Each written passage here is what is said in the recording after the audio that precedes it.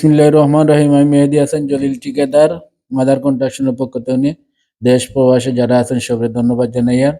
তো বিল্ডিং এর প্রথম যে আমরা বেইজ এবং কলাম যেগুলা দেই, এগুলা লক্ষ্য করি আপনারা কাজ করবেন, কাজ টেকসই হবে। এই যে আমি আমার মিস্ত্রি কিভাবে কাজ করতেছে, গ্রাউটিন একটু ঘন করি যখন আপনারা লাগানির পরে, তখন আপনারা ব্রাশটা দিয়ে একটু টান দিলে একদম নিখুঁত ফিনিশিং এর মতন হয়ে যাবে।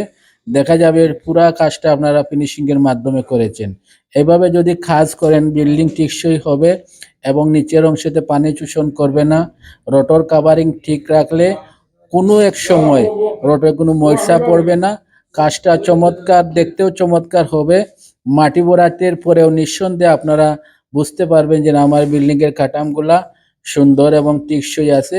আপনারা নিরাপদে নিঃস্বার্থে আপনারা ঘরের ছাদের নিচে থাকতে পারবেন ইনশাল্লাহ।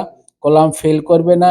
নিচের অংশতেও সব সময় আপনারা এই যেভাবে কাজ করা হচ্ছে, গ্রাউটিন একটু ঘন করে, আবারও বলছি গ্রাউটিন একটু ঘন করে ফিনিশিং এর মাধ্যমে পয়লা সিমেন্টগুলা ব্যবহার করবেন। এরপর একটা ব্রাশ দিয়ে আপনারা এই টান দিবেন, দেখবেন শেষে অনেক ফিনিশিং এর মতো হয়ে গিয়েছে। তো ভালো থাকবেন, সুস্থ থাকবেন।